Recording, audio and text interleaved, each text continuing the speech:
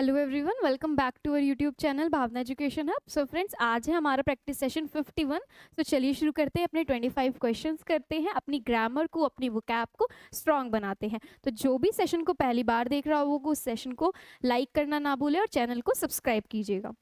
आइए देखते हैं हमारा पहला क्वेश्चन 51 सेशन का। सो हमारा पहला क्वेश्चन किसका है? स्पॉट द एरर का है, एमटीएस का पूछा हुआ है। तो इसमें हमें क्या करना है? ऐसा सेंटेंस देखना है जिसमें एरर हो।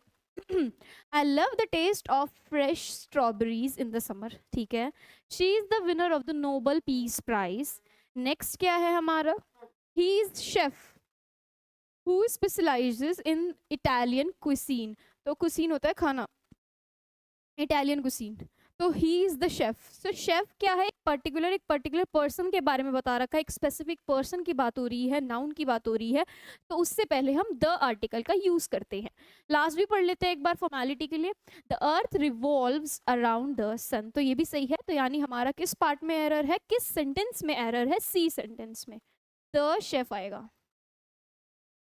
नेक्स्ट चलते हैं, हमारा सेकंड क्वेश्चन है जो कि हमारा स्पॉट द एरर का ही है। आइए देखते हैं।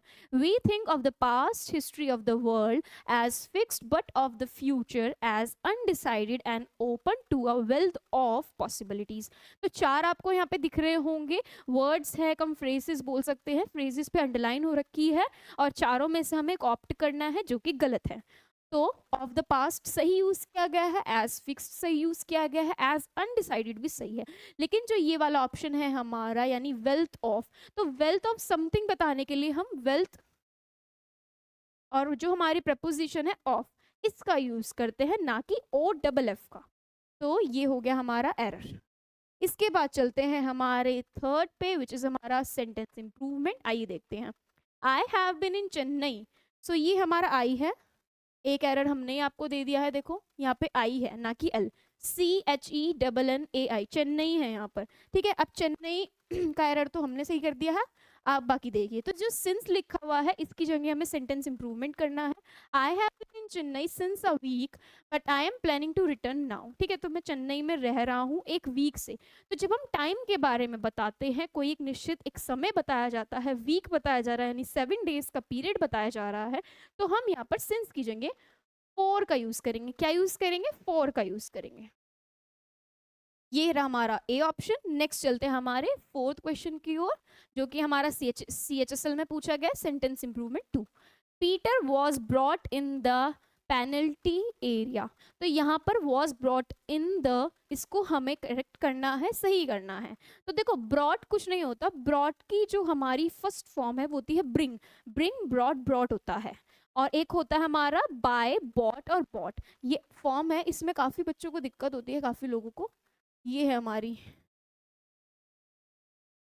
ये बाय की सेकंड फॉर्म होती है और ब्रिंग की सेकंड फॉर्म क्या होती है? Brought, brought. ठीक है, तो ये क्लियर हो चुका होगा। आइए अपने सेंटेंस पे आते हैं वापस। तो ब्रिंग के साथ जो हमारा फर्स्ट फॉर्म है उसके साथ जो फ्रेजल वर्ब यूज होती है वो होती है ब्रिंग डाउन।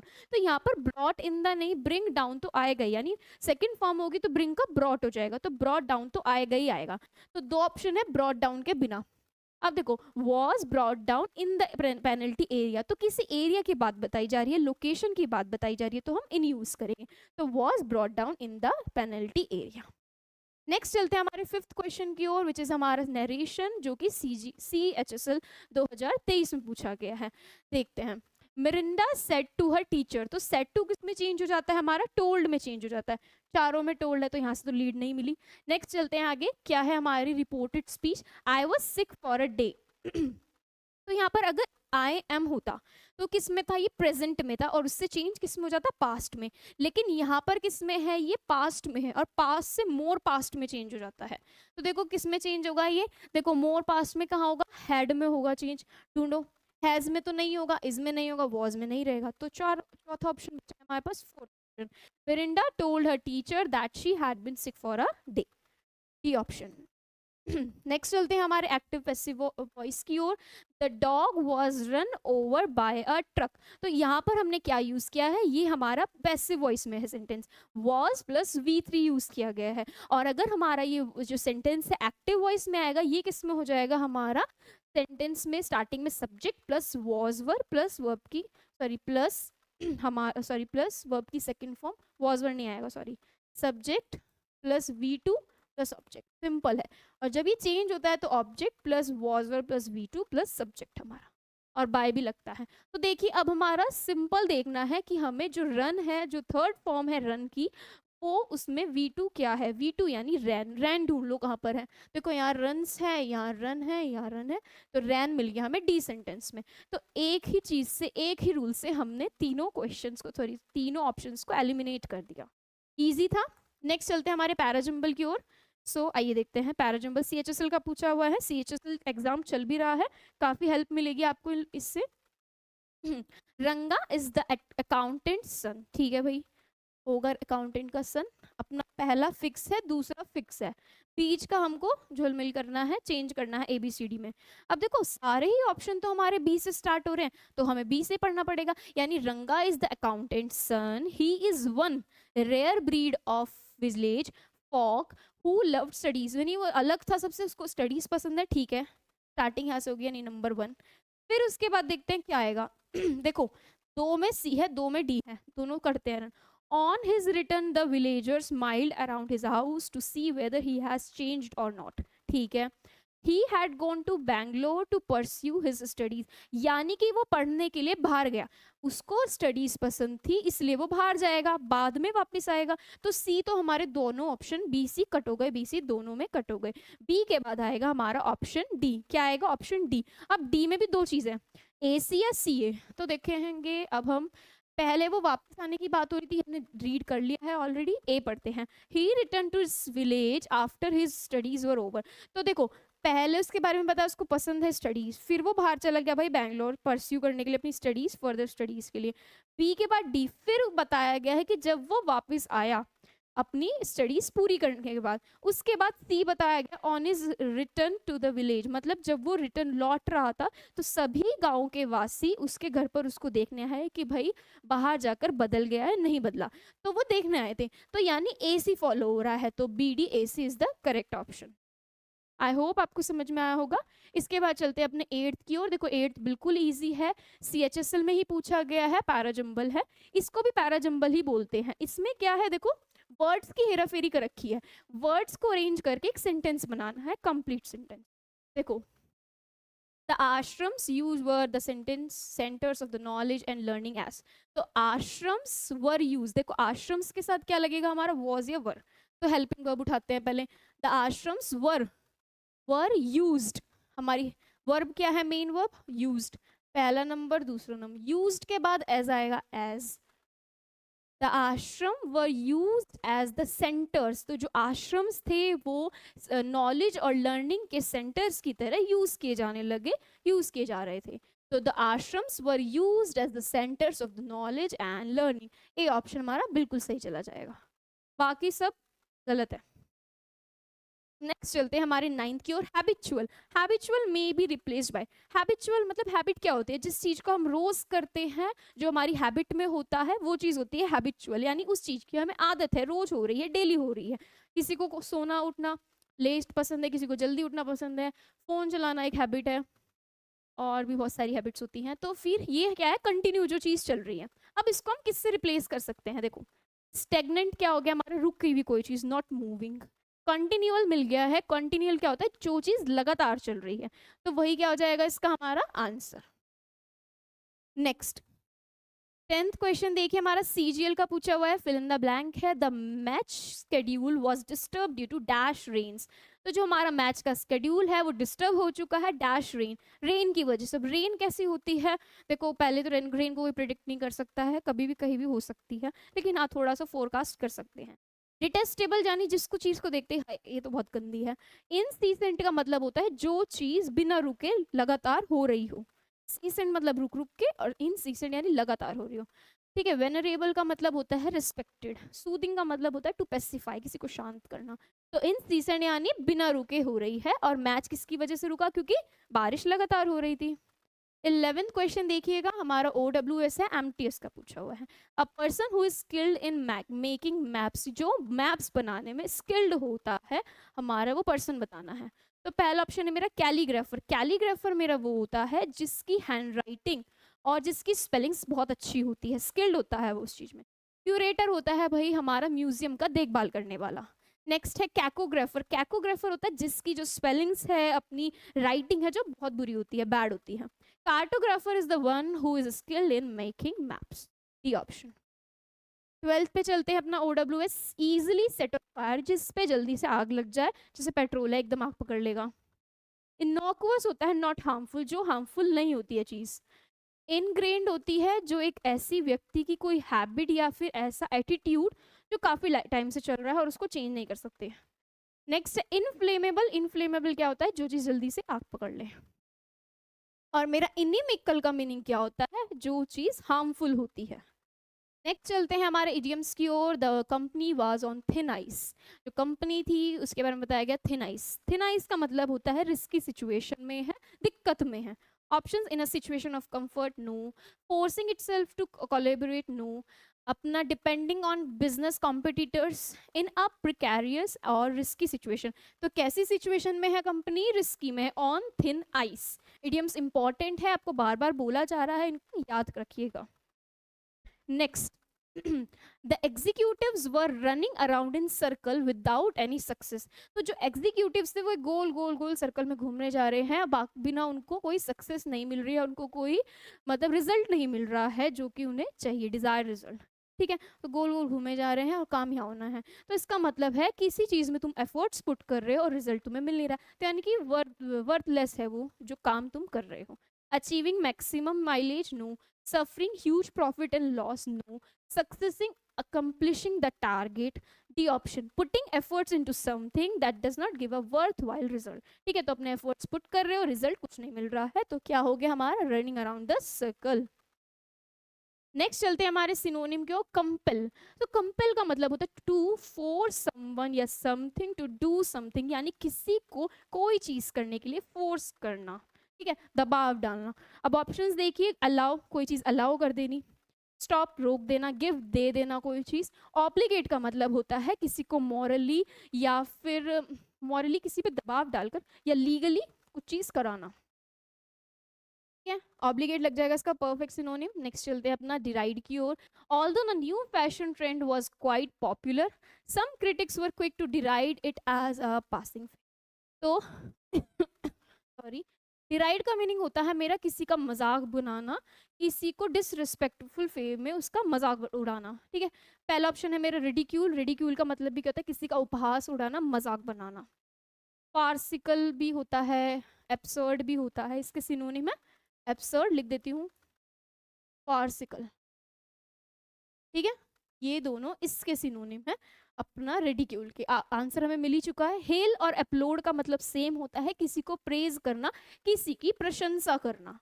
ठीक है, किसी की प्रशंसा करना, प्रेज करना अच्छी बात होती है लोगों को आगे बढ़ने देने के लिए। डिटेस्ट मतलब नफरत, डिसलाइक की सिचुएशन। इसके बाद आते हैं हम अपने एंटोनिम पे। Antonym is copious. कोपियस होता है जो चीज प्रचुर मात्रा में होती है, अबंडेंस होती है, बहुत ज्यादा मात्रा में होती है, इन लार्ज क्वांटिटीज। अब पहला ऑप्शन क्या है हमारा, गैलोर, ये कम मात्रा, सॉरी ये भी क्या होता है ज्यादा मात्रा में। अनस्पेयरिंग भी क्या होता है, large in amount, large in amount, large in quantity, large in amount. Then उसके बाद है इनफ, यानी कि काफी है, सफिशिएंट है। उसके बाद है मीगर, मेरा मीगर होता है कम, मतलब जितना रिक्वायर्ड होता है उससे काफी कम, तो इसका एंटोनिम क्या लग जाएगा, मीगर। 18th की ओर आते हैं, हमारा एक और एंटोनिम है, रीड करते हैं। Shraddha was never in such a situation before, her excitement was understandable for her peers. तो ऑप्शन क्या है हमारी, 4 है, हमें एप्रीहेंशन का सिनोनिम बताना है। एप्रीहेंशन का मतलब होता है कुछ होने वाला है, उसका डर जो सता रहा हो, तो एक फियर होता है, मन में घबराहट होती है। चारों ऑप्शन इस सेंटेंस में से है, देखना है। बिफोर यानी पहले, सिचुएशन स्थिति होती है, कंडीशन, पीयर यानी individual of the same age, and excitement होती है किसी चीज को लेकर, ईगरनेस, एंथुजियाज्म। ठीक है, इसमें तो डर लग रहा है और इसमें हमें ईगरनेस है किसी चीज को लेकर। देन चलते हैं अपने स्पेलिंग चेक की ओर। Identify the incorrect spelling word in the following sentence. Being a doctor and my sister Meera is prepared for an emergency usually. तो देखो ये तो बेसिक सा क्वेश्चन है, डॉक्टर की स्पेलिंग यहाँ गलत है। डॉक्टर की सही स्पेलिंग क्या होती है, DUCTOR, डॉक्टर। इमरजेंसी सही है, यूजुअली सही है, प्रिपेयर्ड सही है। इसका मतलब ये नहीं कि सिर्फ आपको यही स्पेलिंग देखनी है, बाकी की तीनों भी देखनी है, कंपल्सरी है ये चीज़। 20 क्वेश्चन पे चलते हैं। एक और स्पेलिंग है, देखो, क्यूरिसिटी, वेहमेंस, सुपरफिशियल या साइनागॉग। तो साइनागॉग अपना सही है, वेहमेंस सही है, सुपरफिशियल। तो ये आपका टारगेट दिया जाता है, यानी कि अगर आपको 4 उसमें 4 इसमें बताई जाती है तो 8 स्पेलिंग आपकी रोज एक डेली याद होनी ही चाहिए। तो बोथ हिंदी मीडियम और इंग्लिश मीडियम। क्यूरिसिटी की स्पेलिंग क्या है हमारी? गलत है। इसकी सही स्पेलिंग लिखते हैं हम CURIOSITY, क्यूरिसिटी। तो यहाँ जाकर हमारी 20 क्वेश्चंस कंप्लीट होते हैं। आई होप आपको मजा आया होगा, समझ में आए होंगे। इसके बाद चलते हैं अपने क्लोज टेस्ट की ओर, उसको रीड करते हैं। देखिए क्या है cloze test. 5 centuries after Leonardo da Vinci painted the Mona Lisa 1503 to 19, the portrait hangs behind the bullet-proof glass। तो जो पोर्ट्रेट था वो पेंटिंग का, वो कहाँ हैंग हो रखा था, लटका हुआ था? बुलेट प्रूफ ग्लास के पीछे। Sorry.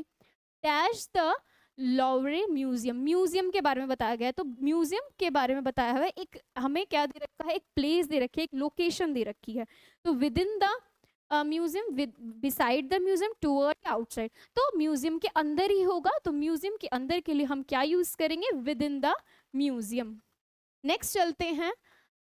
And draws thousands of jostling spectators each day. मतलब बहुत सारे स्पेक्टेटर्स यानी दर्शक रोज आते हैं देखने के लिए। ठीक है भाई। It is the most famous painting in the world. कोई डाउट नहीं है, एक बहुत ज्यादा फेमस पेंटिंग है वर्ल्ड की। एंड येट, इसके बावजूद, when viewers manage to see the art work up close, तो फिर इसका आर्ट वर्क देखने आते हैं लोग, they are likely to be dash, they are likely to be dash by the small. तो वो क्या है?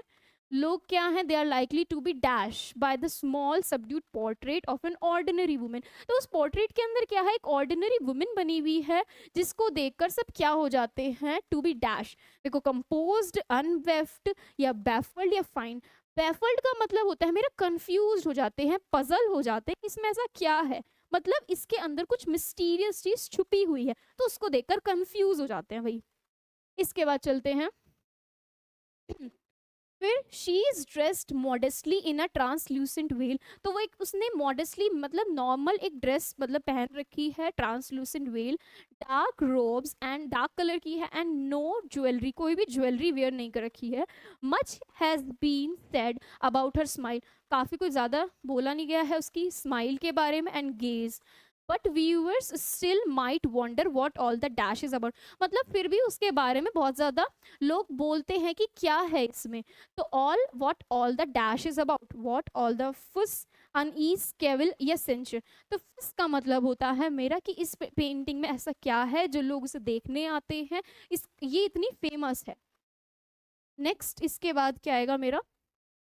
अलॉन्ग विद द मिस्ट्रीज, जो इसकी मिस्ट्रीज है यानी जो इसकी बताती है कि क्या है क्या नहीं है, of the seaters identity and her dash look. कैसा लुक है उसका? Dark look, occult look, enigmatic look या मर्की। तो हमने पढ़ा था एनिग्मेटिक का मीनिंग क्या होता है? एनिग्मा क्या होता है? मिस्टीरियस होता है, जो चीज़ अस्पष्ट होती है, क्लियर नहीं होती है, तो एनिग्मेटिक। एनिग्मेटिक लुक के बारे में भाई उसके बताया जा रहा था। The reason for the work's popularity is one of its many conundrums. Although many theories have attempted to pinpoint one of the reason for the art's piece celebrity, the most compelling argument insists that there's no